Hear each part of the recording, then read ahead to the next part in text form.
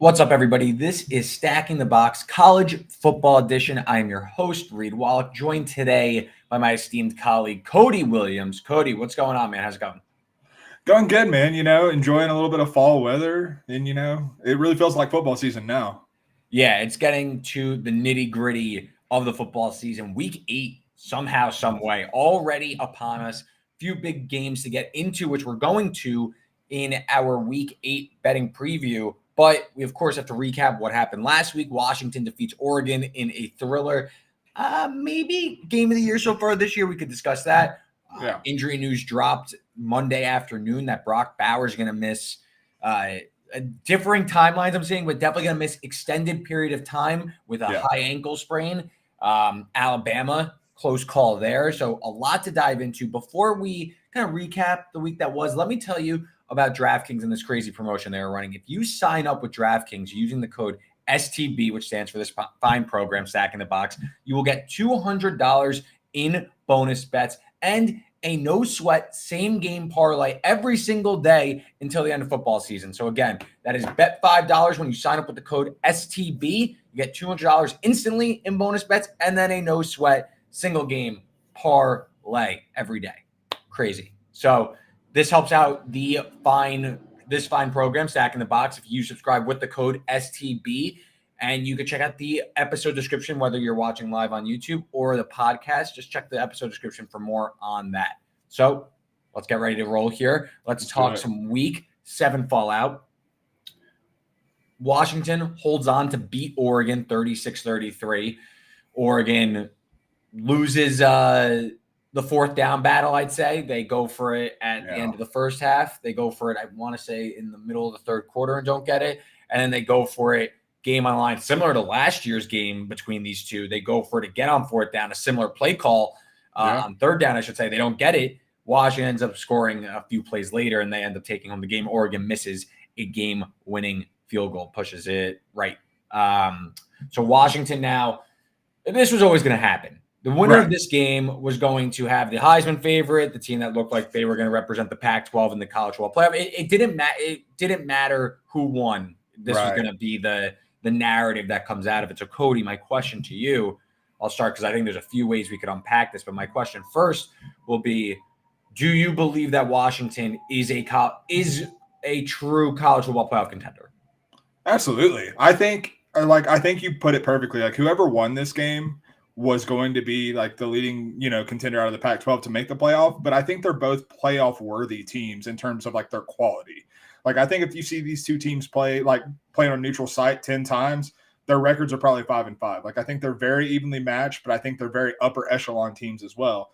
I think the thing that really stood out for me for Washington was, the defense was leaky at times. They let Bo Nix and Oregon's offense cook a little bit at times. But when they needed a play, when they needed big stops, when they needed the right play caller, their playmakers like Braylon Trice and guys like that to step up, they did. And I wasn't sure that Washington's defense was actually capable of that. We had seen some, a little bit of a few cracks in the armor in previous weeks. So being able to see them step up in the big moments and make those plays, and we know what the offense is. I mean, we know that offense is going to be able to score on anyone. And people have been talking all year about Ohio State with Marvin Harrison Jr. and Emeka Egbuka.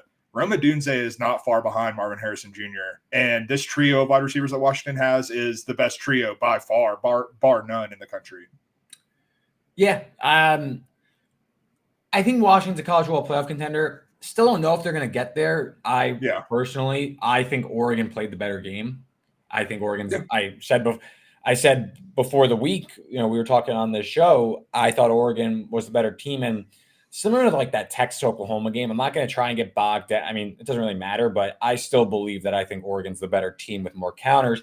Again, they go for it on 4th and goal from the 1 at the end of the half. Maybe if they take the points there. I don't hate the call by Dan Lanning going for it. I definitely don't hate the call going for it, where if you get the first down at the end of the game, you win the game, knowing that Washington was going to score anyway. Meanwhile, Oregon got the ball back and had a very makeable field goal with a good kicker. He just happened to miss it. So I think when you play the percentages out, the decision-making wasn't terrible or reckless or anything. You just, that's how it works sometimes. You don't convert on 4th and short and you lose games. So full credit to Washington, though. I still wonder, though, because I think Oregon was able to run on them. I thought Bo Nix played a fantastic game. I just think Washington's schedule down the stretch of the season is very interesting. Mm-hmm. And I just think a team with a middling rushing game and a leaky defense, is the passing game always going to be on every single time? There's 12 regular season games for 12 straight games. Then that doesn't even include the Pac-12 title game and potentially 2 playoff games. I'm not rushing like I'm like, oh, Washington blew me away. The schedule to close the season, they get 2 gimmies. They get Arizona State at home this week, and they are about a 26.5 point favorite, and at Stanford the following week. After that, it goes at USC, home Utah, which who knows what Utah's going to look like by then. We don't know. Right. At Oregon State, and then home for Washington in what is, for now, all intents and purposes, the last Apple Cup ever. So that's 4 tough games in a row to close the season. I still feel like Washington's going to trip up one of those times. I just think that the margins are not very high for this team. Right. I don't disagree with you. I actually think the most likely outcome is that the Pac-12 just doesn't get a team in the playoff. And because I think there's a chance that Oregon slips up, because you talked about Washington having a middling run game. Their lead back ran for 100 yards against Oregon's run defense, which we knew was kind of an issue. We saw that in the Texas Tech game earlier in the season. And Washington had a semblance of a run game for basically the first time all season against Oregon. And you look at, a team like Oregon State, which that's going to be a heated rivalry game anyway. We can't call it the Civil War anymore, but we know what it is. And but Oregon State should have a lot of success controlling the ground game in that game. So that's a potential game where Oregon can slip up. I think it's the same problem we run into with the Pac-12, and when it's this high caliber in terms of the top of the conference as it is this year, it's the same problem they always run into. They cannibalize themselves. So I think the most likely outcome is the Pac-12 just doesn't get a team in the playoff. I agree. I think had Oregon won that game, I'd feel a little differently about that. But I think I don't know if I could trust Washington to get over the hump. They're a damn good team. I'll give them that. So it sounds like bagging on them. But I think I still leave that game thinking, damn, Oregon really could have had something special on their hands here with a win there. But obviously goes to the side. Keep an eye, though, on Michael Penix's ribs. Took a few big shots in that game. So definitely something to keep an eye on as they play Arizona State this weekend. Luckily, he'll get about 2 quarters to rest this week. So, yeah, exactly. Speaking of injuries, though, Brock Bowers got hurt in I want to say it was the first half against Vanderbilt last week. Yeah. Kirby Smart talked it down out of the halftime break. Turns out it's looking like a high ankle sprain, and Brock Bowers going to undergo, I believe to be, is the tightrope surgery that Tua Tagovailoa went under when he was at Alabama. I saw Brett McMurphy, the Action Network, said rest of the season. I saw Pete Thamel of ESPN say 4 to 6 weeks. You want to try and find a middle ground there? Maybe it's something like SEC championship game. He's back. I imagine Georgia will make it there. Maybe it's playoff. He's back. I'm assuming Georgia will make it there. But Cody, what are your thoughts on this Brock Bauer injury? Because there was a lot of buzz building in the I wouldn't say the big media of college football, but people on college football Twitter were starting to make a case that Brock Bauer should actually be in the Heisman Trophy conversation. I never subscribed to that. I think he's a really good player, but I don't think he'd ever win. But that obviously goes to the wayside. But this is arguably the most important player on Georgia now, out for, I think we could confidently say, the rest of the regular season. I won't go further than that. Yeah, I mean, maybe there's a chance he comes back for clean good old-fashioned hate against Georgia Tech, just as a tune-up and plays a limited number of snaps. But ostensibly he's out for the rest of the regular season. And obviously it's going to, you're losing what I would consider one of the top 2 players in college football from your roster. It's not a good thing. But I told you pre-show that I have a little bit of a hot take about this, and we're going to unleash that a little bit right now. But I actually think it might be, and this sounds crazy to say, but a good thing for Georgia, Mike Bobo, and Carson Beck in this offense. One thing we've seen from Georgia's offense this season is that Carson Beck is way more talented of a passer, and this offense looks its best when they're letting Carson Beck throw it around. But one of the unfortunate tendencies, I would say, that I've seen from Beck and perhaps Bobo's play calling is there seemed to be an over-reliance at times on Brock Bowers. It was just sometimes it was F at 19's down there somewhere. And that was just kind of their offense. They knew he was the safety valve. But this team is loaded at the skill positions. They brought in Rara Thomas. They brought in Dominic Lovett. They have, Rosemary Jacksaint who's a big time deep threat. Ladd McConkey just came back. Like, this team has a lot of weapons that have been flashing, but Brock Bowers has kind of overshadowed them. I think this may allow Georgia to kind of find an identity offensively that they haven't necessarily had outside of, well, we know Brock Bowers is really good, because like the run game hasn't necessarily been there. These receivers haven't been consistent, but I think this may force their hand into being consistent and putting this on Carson Beck's shoulders. And you and I have talked about, we both believe in Beck's talent, and like maybe he should have more put on his plate. And I think that's what we're going to see. And I think it actually may benefit Georgia. I think it's a fair point. And like you kind of finished with there, that we have been kind of the optimistic Georgia side of the argument here. I will say, though, like my first thought, like when I'm unpacking this stuff, is I agree with you that maybe this lets Georgia find themselves in the rest of the regular season. But overarching, though, it just feels like this is a year from hell. And it encapsulates how difficult it is to win 3 straight national championships. Like, it feels like this is the year where, you know, you're transitioning quarterbacks, you're transitioning so many key guys on the offensive line, defensive line, all the NFL level talents in and out of the program. Now your number one receiver and arguably your most important player is going down. It just feels like this is a year where Georgia, dogs are barking here, but it feels like this is a year where Georgia just can't stay out of its own way. And just like the power, the college football gods are stopping Georgia more so than Georgia stopping themselves. So that was kind of my takeaway. I didn't even think that was that big of a hot take you gave, though, but you told me when we were doing the pre-show meeting, you had a heater about Alabama. So maybe this is the Cody Williams hot take hour. So Alabama escapes against Arkansas 24-21, I want to say, off the top of my head. Yeah. Alabama escapes. I watched the game. I never thought the result was in doubt. It just looked a little bit like Alabama was playing with their food against what I think is a pretty piss-poor Arkansas team this year, and have 2-5 on the year. But Cody, what do you think? Alabama, they got Tennessee coming to town. We're going to talk about that game in a little bit, but what do you think after Alabama? A strong 2 quarters, a pretty shaky last 2 quarters. I mean, so going into that game, there started to, like, you know, you look around some of the major outlets, and there seemed to be like a little bit of a growing buzz that like Alabama was still alive in the playoff race. And I understand that it was a little bit of playing with your food, like you said, but I just don't see the case for this team being playoff caliber. Like that, like you said, Arkansas is a piss poor team. Arkansas is not, like, they've been pretty hapless for most of the season, particularly in SEC play. Like, they're winless in SEC play, and they almost mounted that comeback against Alabama, which was somewhat self-inflicted. But I look at what I saw from Jalen Milroe. I look at what I saw from that offensive line, and it's the same issues we've been seeing all year. Like, Jalen Milroe has progressed, and I think he's becoming more comfortable in himself as like a creator of explosive plays with downfield passes. But in terms of like the consistent offense and success rate, he just is not functioning the way you want an Alabama quarterback to in that offense. And so, like, I just think that even though they're a one-loss team, even though they have the inside track to win the SEC West and get to the SEC championship game, I don't think this team is at anywhere like – I think they're a fringe top 15 team at best.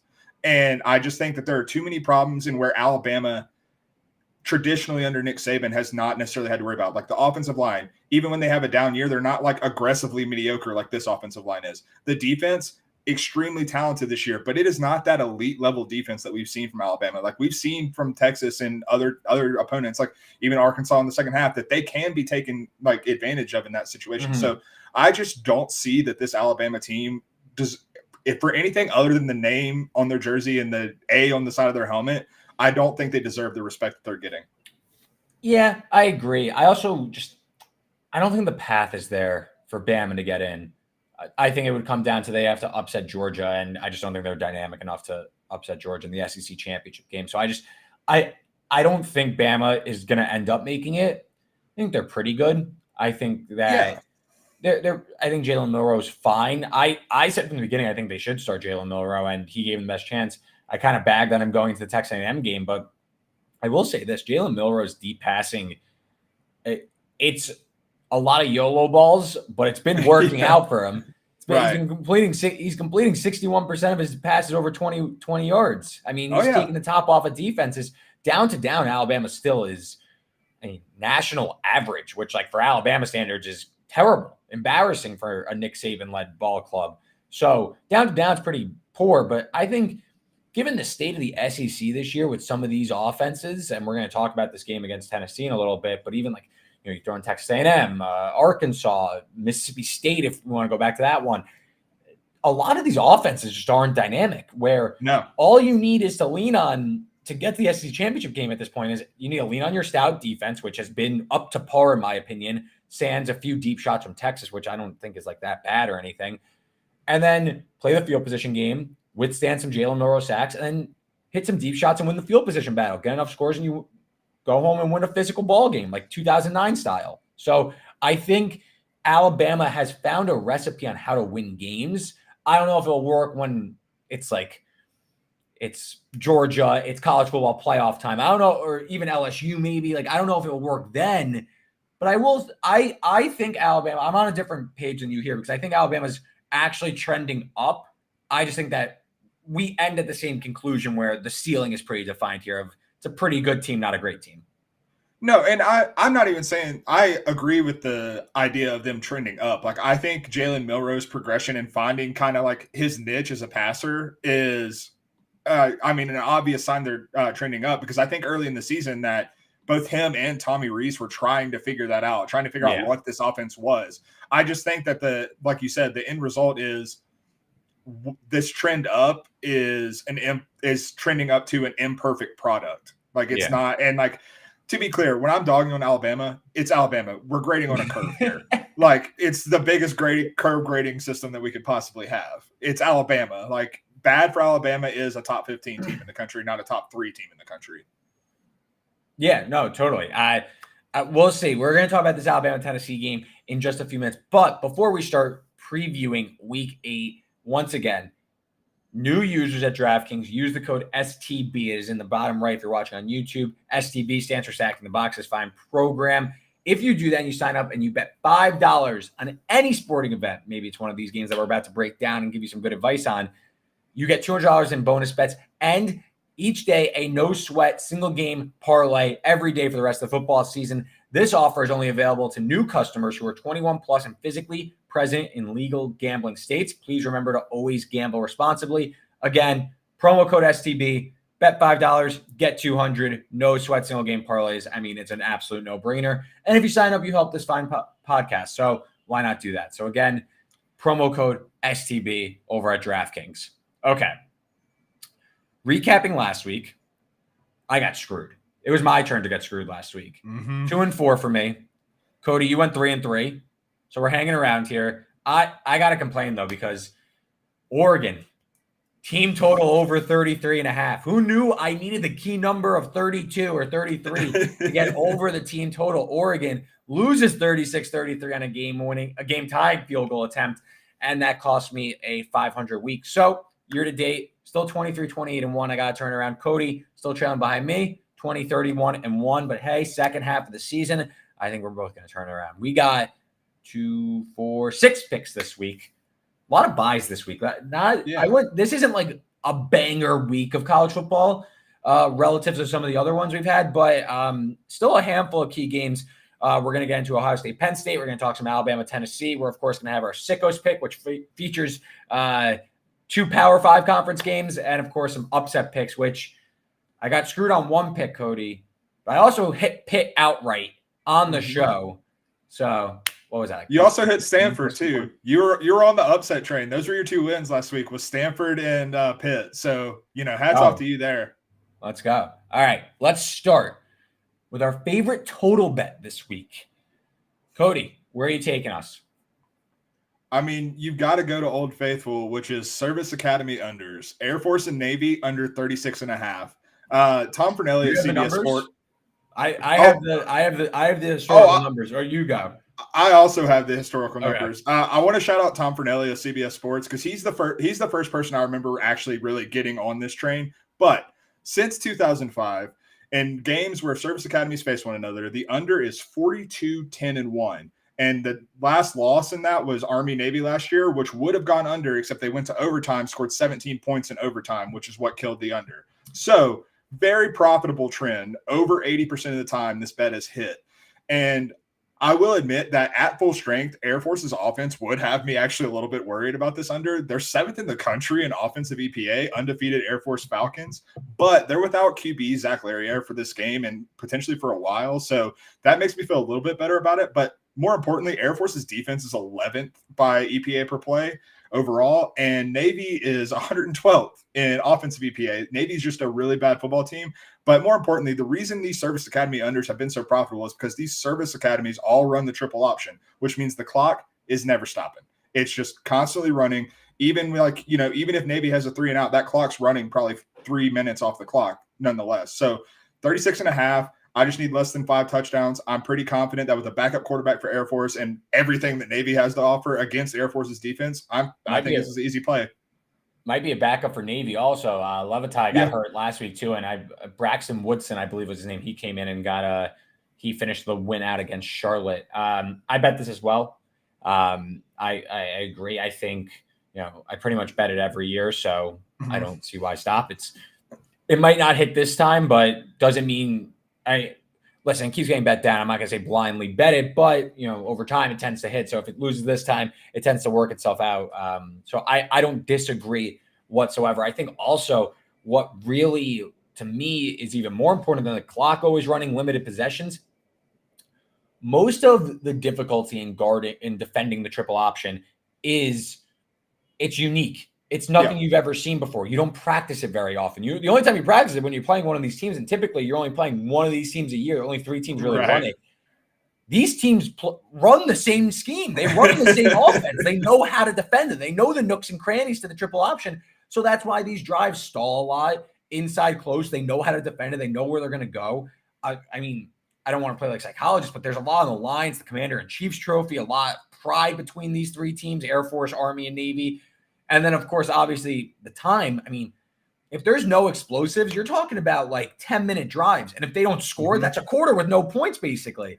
So heck, we'll take a field goal. 3 points. 100%. 3 points even better. I mean, you're looking at definitely sub 10 possessions in this game. So I completely agree. Army, Air Force, Navy under 36.5. I'm going to go a complete opposite way, though. I'm going to take the South Carolina, Missouri over 60. I can give you like the 1 sentence handicap, and then I could give you like the reasons why, like with like some detail and stuff. But like headline, South Carolina allowed 41 points to a Graham Mertz-led offense. That's it. That's all you need. That's terrific handicapping. Then like support, like it's like an old school, like high school outline, like what is it, like thesis or whatever, like intro, and then like supporting evidence. So like intro, let up 41 points to Graham Mertz. Supporting evidence, scored 39 in that game, so that's pretty good. They put up, that guy's offense continues to cook. Is that their defense is so terrible? They're not going to play some Missouri team that has been absolutely cooking on the offensive side of the ball. Luther Burden, who I just am now calling League Burden, anchoring this wide receiver attack. He's going to cook against South Carolina at home, nonetheless. So I think that maybe concerns of Mizzou being on their 8th straight game would be mitigated that they're at home. I mean, these are 2 teams, top 30 in EPA per pass, top 30 in success rate. I think there's going to be points everywhere in this game. Get me to 60 for sure. I think South Carolina's defense, huge concern, but like shout out Spencer Rattler for balling. Also, Missouri's defense, like it's kind of the opposite. We've always, said that, or in recent years under Eli Drinkowitz, this has been a defensive-minded team who hasn't found their offensive identity. It's kind of been the opposite this year. Yeah. If you could pass, you can score on this Missouri team. Missouri 94th in EPA per pass on defense. Rush defense still solid, but South Carolina throws at a top 25 rate anyway. So I think that Rattler's going to be cooking. I think Cook and Burden are going to be cooking on the other side. I think fireworks for sure in Columbia on Saturday. So give me the Missouri, South Carolina over 60. Yeah, we're in lockstep on the favorite totals because if there wasn't a service academy under on the board, this is what I would have taken. So we're in complete lockstep. Like, I think the craziest thing is looking at Missouri. I think coming into the year, like all the projections kind of had them being the same Missouri team that we've seen. Like we were actually worried about this. I was one of those people who thought that. I was wrong. Yeah, I mean, we all thought this, the offense was going to, like, we had big questions about the offense, and we thought the defense was going to, carry them to, a bowl game if they were going to get there. And it turns out that, they can put up 40, but they might let up 45. Yeah, no, I completely agree.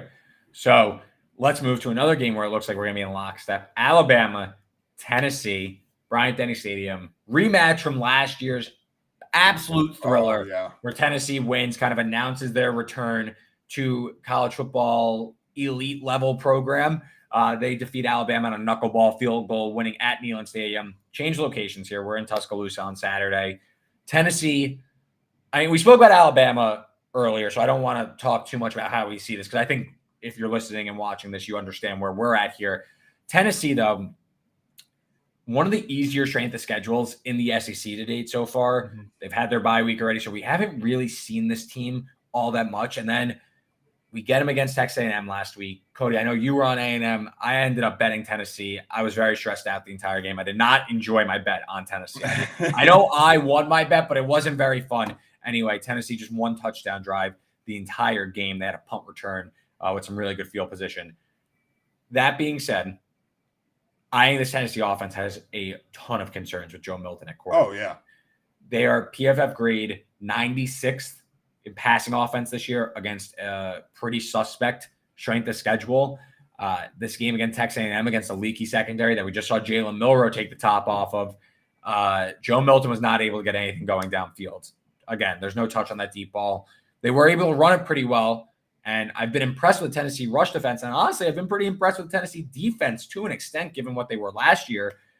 I do think, though, that they're going to run to a bit of a buzzsaw against Alabama, where it feels like, in a weird way, not that they run the same scheme and that like the tempo is the same or anything, but it feels like the two teams are actually very similar in terms of how they end up playing their games. Yeah. Not necessarily, again, I'm not saying like formations, because Tennessee likes to spread you out and go side to side and, run tempo. But in reality, both teams are leaning on their run game, hoping to hit a few deep shots, and really, trying to play bully ball at the line of scrimmage on defense and try and shut you down. So these teams are actually a lot more alike than you would think on the surface when like you think about these teams in recent history. So I think it's going to make for a very physical, defensive-minded battle. To me, the difference in this game, we were just talking about before, to me, it's going to be like one Jalen Milroe deep shot to flip the field, or one Joe Milton turnover to set Alabama up with a short field, something like that. That's going to kind of turn this game over, and that's going to be the difference in the game. I don't know if I trust Alabama to cover such a big spread, but I do lean towards the Crimson Tide for sure. My favorite bet, though, is going to be on the under. I think that this is going to be an absolute rock fight. Tennessee, I just mentioned one real touchdown drive and then a punt return. And in reality, they had two short fields to get 2 field goals late. So they really didn't move the ball at will on the road. I don't trust Joe Milton. And again, I don't see Alabama really looking to pop off here offensively. I think that they are going to look to hit a few deep shots against a Tennessee secondary that I think could still be had. Texas A&M was able to pick up some long third downs. I think Milroe will be able to hit a few deep shots. Again, Milroe, 16 big time throws, 0 turnover worthy plays, 61% completion percentage on passes of 20+ yards. The average depth of target on those throws, 36 yards. So he's chucking it and finding the guy. I gave Jalen Milroe a lot of flack earlier. I was wrong. He's balling out. On the other end, though, Joe Milton deep passes, 8 of 35 for a 22% completion percentage, 7 big-time throws to 4 turnover-worthy plays. Joe Milton can't move the ball down the field. I don't think that they're going to be able to sustain long drives and put points on the board. I think Alabama vice grip here. I like the under, and I don't know if I were to put a score on it, something like 27-10, 27-13, something like that. 27 might even be on the higher end. So I think I'm also on the under. That is also my best play. We're in complete lockstep with that. I think shockingly, especially based off what we saw last year, but I think the defenses once again are the two best units on this field on Saturday. But more importantly, not more importantly, but I see the game playing out a little different. I think it's probably something in like the 21-17 range. I think Tennessee is able to keep this actually pretty close because I think Jalen Milroe is able to get those shots, but I actually have a little more faith in the Tennessee offensive line to be able to get some push and maybe like actually get the run game going against this Alabama defensive front than I do in Alabama's offensive line, which we talked about earlier, which I have legitimate concerns about, and I think they're warranted because of how poorly that unit has played. And so I think that we see Tennessee establish the run. I think that they mostly by being forced to take the ball out of Joe Milton's hands in terms of sustaining drives, creating like not even necessarily explosive plays, but just like keeping their defense off the field. They try to run the ball a little bit more, and maybe they try to limit the number of shots they give Joe Milton to take. So I just think that they, are able to keep it within within a score, more or less, which the spread's at 9.5 some places. So, I think that's just too many points for this Alabama offense that, like we talked about earlier, is not putting together sustained drives. They're getting those chunk explosive plays, and maybe that burns you if you take the Tennessee side on this, but that's why I'm going with the under as my favorite play, because I just think that the one thing I know for sure is that neither of these teams are going to have a ton of offensive success.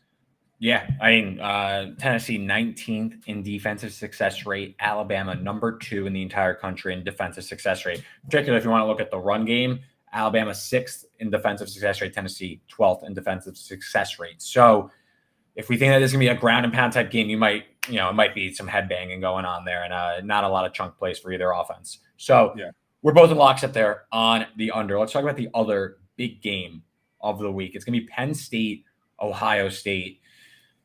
It's weird to say because we're already at week 8, but we know nothing about Penn State. We know absolute squat about the Nittany Lions this year. We know they're pretty good, we think at least. We know that they have a lot of talent. We know that Drew Aller has a big arm and that, Nick Singleton and Katron Allen are probably going to go pro, but we don't know a lot about this offense and what they're going to do. Drew Aller averaging 6 yards per pass attempt. He's thrown for over 300 yards just once this season, over 200 yards just 3 times this season. So Penn State has been lightly tested. Ohio State a little bit more battle tested, and we've spoken about the Buckeyes on this program quite a bit. They went to Notre Dame. They won big. They took care of business. Or they won a big game, I should say. They won big against Purdue last week. A little banged up, I'll say. Travion Henderson didn't play last week. Mayan Williams didn't play last week, so they were starting true freshman running back Dallin Hayden. Mecca Buka did not play against Purdue, so something to monitor about Ohio State. Ohio State about a 4.5-point favorite. Total has been dropping like a rock. All the way down now, what do we got? 46, I believe it is. What's the updated number? 40. I got to pull it up. Sorry. But I believe it's like 45.5, 46 as we're speaking on Wednesday afternoon. 46.5, I'm sorry, still at DraftKings. So we don't know much about Penn State. We think we know a little bit more about Ohio State. Cody, how do you see this one playing out? So the one thing I think I do know about Penn State is that this is the best defense that Ohio State has played in the entire season. And sure. I think that Penn State is uniquely set up to kind of perform what we've seen Michigan in the game the past couple of years against Ohio State do, in that when you play that physical brand of football, particularly in the trenches, and this Ohio State offensive line, which has not particularly been tested outside of maybe Notre Dame, but Notre Dame's pass rush isn't anything close to what the Nittany Lions have, at least talent-wise. And so I've got to go Penn State plus 4.5. I'm taking the points. I'm taking Penn State on the field. I think Penn State wins this game. But when it comes down to it, I just think that we have not seen Kyle McCord in a situation. Like, we've seen progression from Kyle McCord recently, and a lot of that progression has been, hey, I'm going to funnel like 40% of my throws to Marvin Harrison Jr. Pretty good strategy. It's Marvin Harrison Jr. I think that works. I think that's a good idea. Yeah, that's not the worst idea. I'm not hating on that strategy at all. If you want to get your quarterback in a rhythm, maybe throw to the best receiver in the country a bunch. But I think Penn State, like I said, unique matchup. They have a potential first-round pick at corner who can match up with Marvin Harrison, at least somewhat better than we've seen any other singular player on Ohio State's schedule to this point, in Kalen King. And Kalen King hasn't graded out as well in coverage as he did last year, but also the competition that they faced hasn't necessarily required that. I think we see a big game from this Penn State defense.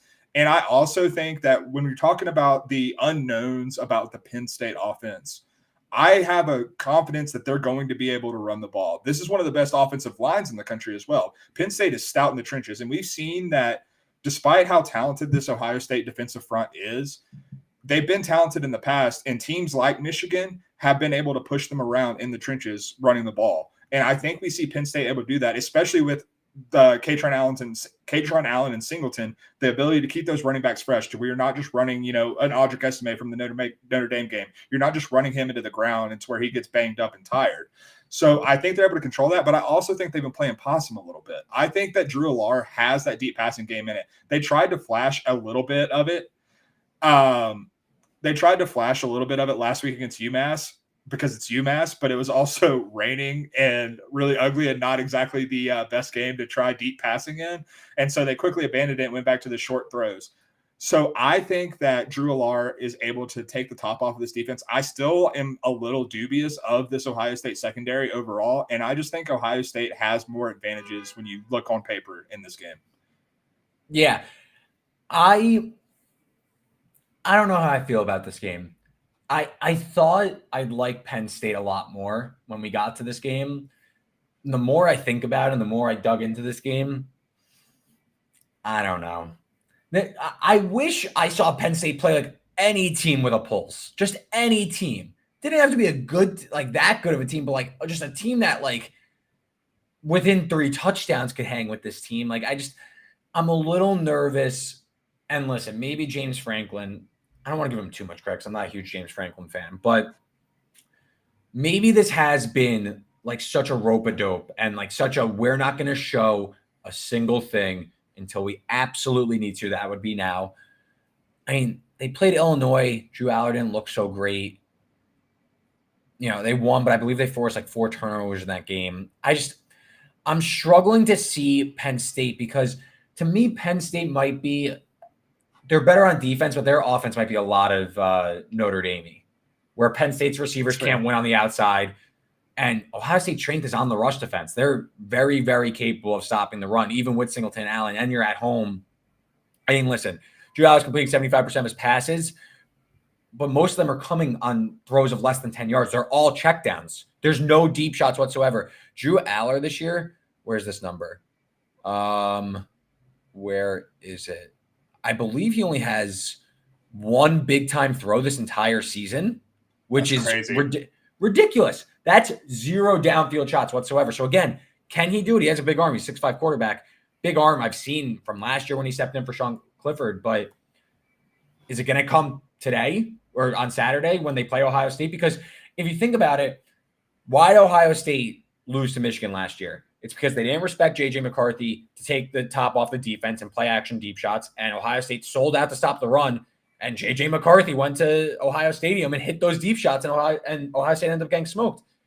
I'd like to think Jim Knowles and this Buckeyes defense has learned a little bit from that, and they're not going to test another talented young quarterback to make those plays.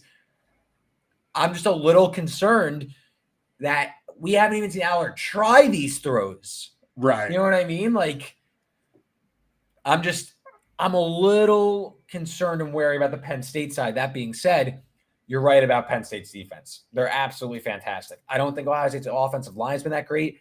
The run game hasn't been so consistent. They're outside the top 100 in success rate this year. Not to mention their starting 2 running backs are now banged up. So I think Penn State Trainum went out too last week. Oh, I'm sorry. You're right. He took a big shot, concussion, I think, or looked like a concussion. Right. I think Penn State's able to kind of pin their ears back and put some pressure on Kyle McCord. When Kyle McCord has been under pressure, let me pull this up here real quick. According to Pro Football Focus, Kyle McCord is completing 70% of his passes for 1,500 yards with a 10-to-1 touchdown interception ratio when he's kept clean. No pressure. So when he's got time, when he can go through his reads, he's going to find his guys downfield. That's great. You got to get pressure on because when that happens on 26% of the time, so 1 in 4 dropbacks is getting pressured, playing only 35% of his passage and averaging less than 3 yards per pass attempt. So if you're able to get to Kyle McCord, you could really make this game messy because Ohio State has not been able to establish the run this year. So that's why my best bet is on the under. I can't trust either offense. I know that this total is now dropping. I like the under this game. I like the first half under 23.5. I switched my bet really quickly because this does play out similarly to the Notre Dame Ohio State game where neither coach really wants to reveal much. A lot of really failed long sustaining drives, no deep shots early. And then in the second half, things pick up. You get Travion Henderson loose for a big run. Nick Singleton rips one off on a screen pass, maybe for Penn State. The more I've thought about this game, because now the total's dropping so much, I think I need to pivot to the first half under. This got me home in the Notre Dame Ohio State game. I'm going to go back to it because I do think that there's a lot of similarities between how Penn State wants to play and how Notre Dame played against Ohio State. So I think you could see something similar like that. Honestly, the more I've thought about this game, I'm not going to have a bet on the side. I kind of think Ohio State's going to win and probably cover. I don't know. The more I think about Penn State, the more I'm a little concerned. But I'm not betting on that. First half under, 23.5 best bet. I honestly like the full game under as well. I love the first half underplay actually more than the full game, if I'm being honest with you. Now that we've dropped, because it opened at 40, I think it opened at like 49.5. We're now down to 45.5. And we need a pivot here. Let's avoid some late game shenanigans. Let's just 30-minute bet. No, 100%. But I like that. But at the same time, one thing that you said stuck out to me. You said that Penn State wants to play this game like Notre Dame. How'd that Notre Dame game end? With a Let's hope James Franklin puts the right amount of players on the field. But more importantly, how'd they get in that position? It was a deep shot to Emeka Egbuka right at the end of the game. And then, if I'm remembering correctly, correct? Yes. Yeah. So it got it got him down to the 1, and then they punched it in basically as time expired with 10 men on the Notre Dame defense. They also only won by 4 points, which would cover for Penn State in this game. Mm-hmm. And I think Penn State is a more talented team than Notre Dame. I think they have more ways to beat you than Notre Dame on both sides of the ball. And so I think that if you're looking at this, like Penn State is going to play this game, and I understand it's not in South Bend or not in Happy Valley, it's in Columbus. But at the same time, I think if you're looking at this as Penn State is going to try to enforce a similar style of game that Notre Dame did, they are better equipped to do that. And Ohio State showed that they were susceptible to that. There was every world where they could have lost that game to Notre Dame, who, is, like I said, is not as talented, not as equipped to attack Ohio State in some of the ways that Penn State is. So that's why I'm on the Penn State side of this. I understand that Penn State is unproven, but like I always say, it's only unproven until you prove it. We'll see. This is a biggie though. This is we'll see. I'm excited to learn more about Penn State, whether they are legit, they're not legit. Again, I don't have a bet on the side. I mean, preseason, I was very high on this Penn State, but now that we're here, I'm getting a little cold feet, but we'll see. Let's move on though. 2 staple segments before we wrap up. Upset picks, coming off a winner myself here. Going to try and make it 2 in a row. Cody, where are you going for your upset pick this week? It's kind of a tough sledding looking for like some, I always like to go for like some real like chaotic ones. Like I usually shoot for the stars on these, but like it's tough sledding this week. Yeah, there's no Pitt Louisville game here for you to really dig through. But I like Oklahoma State going on the road to Morgantown and playing West Virginia this week. They're plus 3.5, plus 145 on the money line. Honestly, these are 2 teams that are like trending in the opposite direction. West Virginia seemed early in the season like they might be way better than we expected, even after a season opening loss to Penn State. And people were like, oh, Neil Brown might have saved his job. And he probably has still, like they're just based on record alone. But on the flip side of that, we watched the end of Oklahoma State's non-conference, and with them getting blown out by South Alabama, who, despite what I said early in the season, might just be a middling group of 5 team. Like they're not anything particularly special to Jaguars. And Oklahoma State lost to them 33-7. But since then, Mike Gundy has stopped playing his 3 QB Monty with his offense, and he has Allen Bowman. God, that was a tongue twister. Alan Bowman now is the starter, and Bowman's not anything special, but I think it's really given this offense more consistency and more of an identity with Bowman there. And the part of that identity is their running back, Ollie Gordon II. He's on an absolute heater right now. 3 straight 100-yard rushing games, including 280 total yards last week when they upset Kansas. I think Oklahoma State's offense is being underrated because of what they showed earlier in the year, when the numbers aren't accounting for the fact that Mike Gundy was doing some Jedi mind tricks with his quarterback that I still don't quite understand and know why it was happening, but it was happening. But now that they've solidified who they are offensively, I think this offense is basically capable of scoring on anyone, especially like a pretty aggressively mediocre West Virginia defense. On the flip side of that, West Virginia's offense has just kind of been nothing special. And I think this is probably going to end up like a high scoring affair, but I think Oklahoma State's offense has been clicking on enough cylinders to keep this within a field goal. And most likely, I think that they go on the road and get the upset. I agree. Since the bye, this Oklahoma State team has really turned it on. It seems like, they went to Bowman before the bye against Iowa State, first game, full start, didn't work out. But since the bye, they've really, I think, turned into something. Iowa State also looks like they might be much better than we thought early in the year as well. They're another team that's trending up. So this is an Oklahoma State team that I don't know if the market is really getting on. I think on this show I said Oklahoma State against Kansas State. Mm-hmm. And then last week they went against a home dog against Kansas. I like them again here. I think West Virginia, they were a frisky underdog. They got a Texas Tech team when Tyler Shuck was broke his leg, I think it was, or serious injury. He goes down, Morden hurts his shoulder, so they're able to escape that one. They beat TCU, hold them out on a missed field goal at the end of regulation. Then Houston kind of gets them back with a Hail Mary and stuff. But like maybe it's kind of like the air out of the balloon type. So I like Oklahoma State as well in this one. I think they could win. I think this team is trending in the right direction where West Baja may have like peaked already. Mine, the boys from Boca, Florida Atlantic, plus 3.5 against UTSA. FAU is the better team. They played a very dangerous and tough non-conference schedule that featured what looks like the favorite in the MAC, Ohio, Illinois, who's a Big Ten team, and Clemson. And then they played Monmouth. But those 3 games alone, tough non-conference. They lose Casey Thompson to a knee injury. They go into their bye week. They go to the veteran backup from Central Michigan, Daniel Richardson. Absolutely cooked last week. They scored 56 at South Florida last week. Again, a UTSA team that I do not like whatsoever. They are outside the top 100 in coverage grade, outside the top 100 in tackling. FAU, 14th in the country per PFF in tackling. So I think they're going to limit explosive plays. UTSA, they beat UAB, my Dilfer boys, by 21 last week. Outgained in the game. Talk about a fraudulent box score. Going to FAU, a team trending up. I really like them here. I think they're going to win and get themselves into the AAC title race. So give me the Owls. Woo! Plus 3.5, plus 145 on the money line.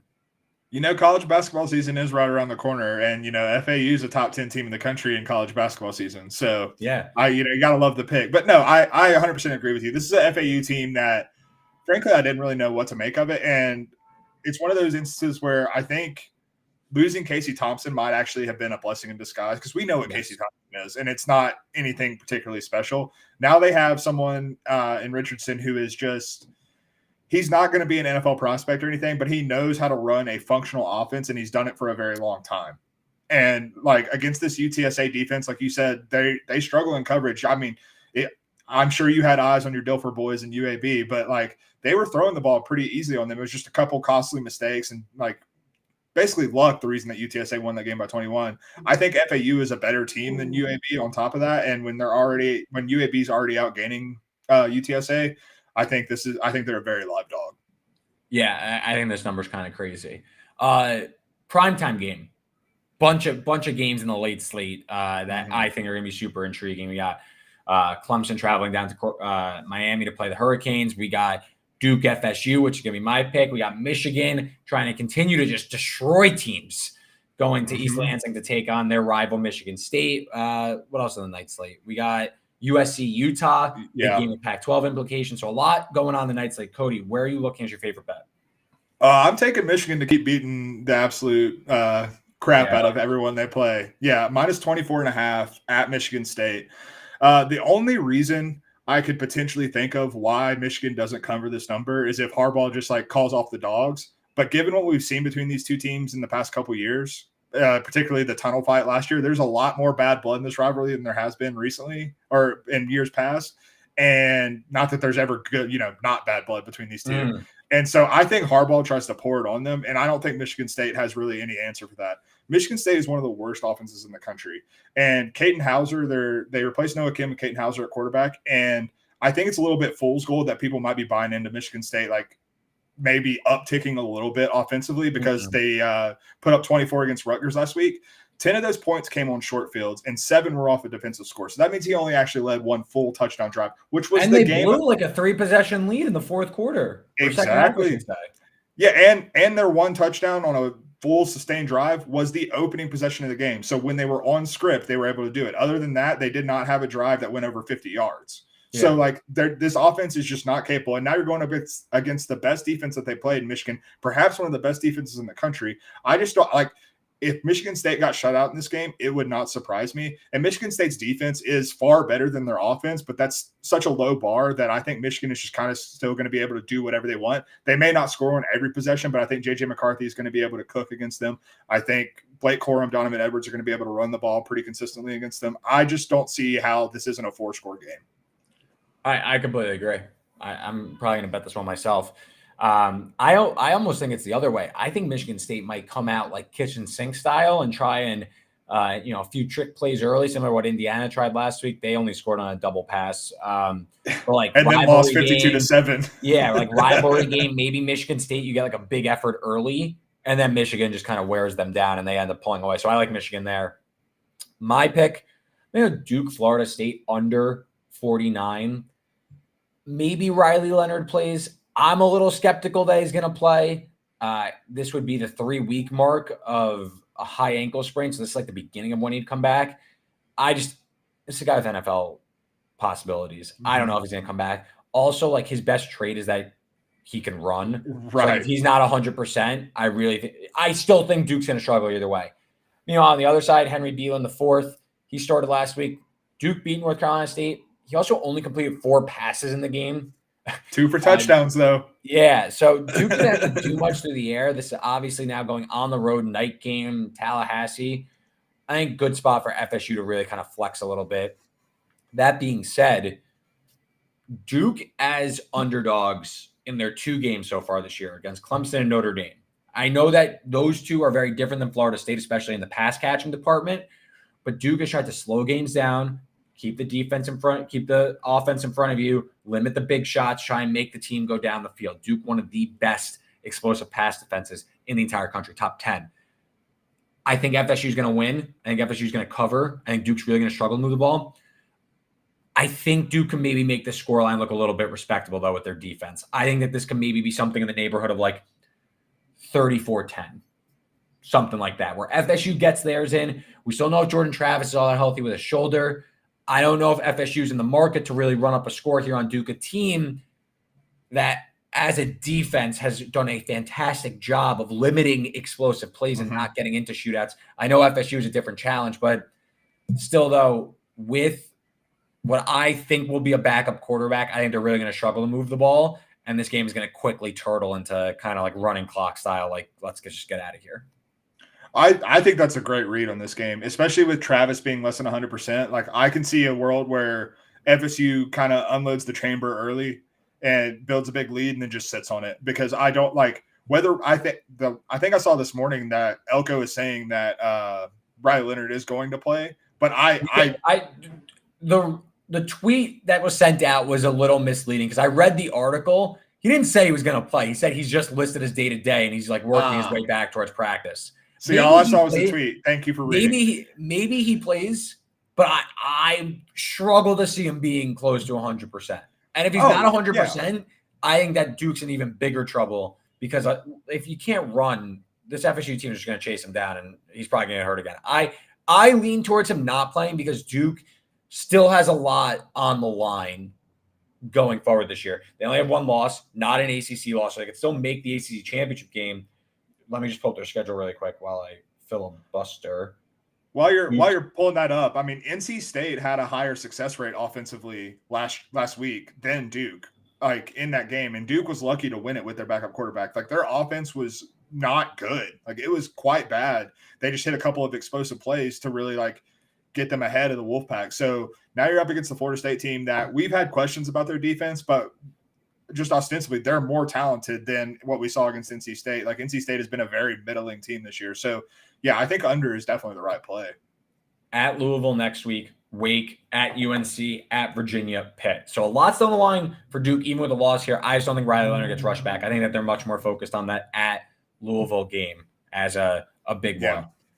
Let's close out the show with a Sickos pick. I'm a Big Ten guy, and we're doing 2 sick picks in the Big Ten because that's basically what this conference outside of Penn State, Ohio State, and Michigan is quickly becoming. It is becoming basically a glorified MAC. So, Cody, Sickos pick, where are you going? I found the most sicko number on the board, obviously. Minnesota, Iowa, under 32.5. So here's a fun little fact. This is the 3rd lowest total in college football history. Shout out to your friend and mine and everyone's Twitter friend, Thor Nystrom, for that little fact. He pointed that out. But in case you're curious, the other 2 lowest totals in college football history were also Iowa games, and they were last year. It was the Music City Bowl against Kentucky, which closed at 32, and then last year's game against Minnesota, which closed at 31.5. So we're looking at a historically low total. But the thing that Thor pointed out, and the reason I'm on this, is both of those games went under. pretty comfortably. Against Kentucky, it was 21-0 Iowa, and then against Minnesota, it was 13-10, I believe. So you're looking at an Iowa offense that is 132nd in the country in EPA offensively. Like, they are the worst Power 5 offense by a mile. Deacon Hill has not thrown a spiral in his life, I'm pretty sure. He is horrendous at throwing the football. Love watching him play. He's a visual marvel, but in terms of him actually being a good quarterback, it's just not there. Minnesota's defense statistically does not grade out that well, but I don't think it matters against this Iowa offense. They are so hapless that I think you could put me and you out there on the Minnesota defense, and we might come up with some stops. On the flip side of that, though, Iowa's defense, I think, has taken a step down from what we've seen from Phil Parker's units in years past, but they're still a very upper echelon unit. And on top of that, you look at this Minnesota offense, it's been dead in the water since the start of the season, man. Whenever they play a defense with a pulse, Kaliakmanis, the Greek rifle, just does not have it. He's going to make mistakes. The one thing that worries me about the under is him making a mistake in a pick six variety of a mistake. But even then, I don't think the Iowa offense is going to do enough in this game to where that's actually going to matter. I took an Iowa under in the 30s earlier in the season on the show, and you said pick six was the concern there. And they threw a pick six, and it still hit. It did not matter. So Cyhawk game. Yeah, that's exactly what it was, the Cyhawk game. And I think we're looking at the exact same situation. I think both these offenses are so bad that even if we get a defensive score, a defensive turnover, I don't think there's enough offensive production for it to matter. Yeah. I think Minnesota wins this game. Yeah. I just think they're going to win. I think Minnesota's a better team. Off the bye also. Yeah, I mean. Can like PJ Fleck get through to Kaliakmanis and say, hey, like, let's like be careful here? Like enough players come back from Minnesota. I can't stop you from taking the under there. My Sickos pick, another Big Ten one. Give me Northwestern plus 11.5 against Nebraska. Can't tell you why Nebraska's going to win with margin. I can't. They are a pseudo service academy. They're running at a top 10 rate. They are playing at a bottom 10 rate in terms of plays per minute. It's literally a service academy. Northwestern, right around the national average in terms of rushing success rate. I mean, I'm not going to say Northwestern's any good, but lose by 11 or less? Like, where is Nebraska getting margin in this game? Also, just look at some of the relevant point spreads. Like, they just closed a road dog at Illinois. I know they won, but we called that game one of the ugliest football games of all time. I had Nebraska in that game. It was disgusting. Now, it's similar to why I like Minnesota against Iowa. When these bad teams go from being like underdogs with low totals to favorites with low totals, that's a huge change in expectation. And the team that you think could be like sticky and running, stay close, they're now expected to like pull ahead and win by a few scores, playing really slow, lacking explosive plays, no passing game. Like, I don't know. I think Northwestern, both teams are coming out of the bye, so that's fair. But like, we know what Nebraska is. There's no like tricks here. It's either they're going to go to Jeff Sims, who's going to turn it over, or it's going to be Harburg, who's basically just a running back playing quarterback. So I like Northwestern plus 11.5. An upset doesn't surprise me here either. I trust Matt Rule to navigate a win, but like not by margin, like 20-10. Yeah, 7. That's all you need. 10. Yeah, like I think ugly game.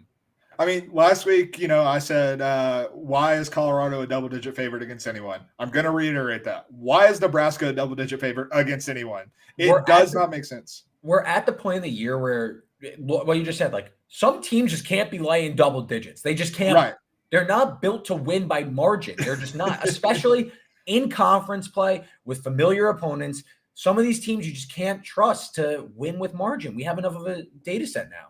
So, and I mean, on pace alone, like regardless of what you think about the talent on Nebraska's offense, which, not particularly high on, but like just on pace alone, both of these teams are going to, bleed the clock out. They're going to run the ball a ton. And like asking a team to win by 2 touchdowns in that style of game when there's not a noticeable talent advantage that I can see, at least on paper, I just don't like. I think you're on absolutely the right side. This number is way too inflated.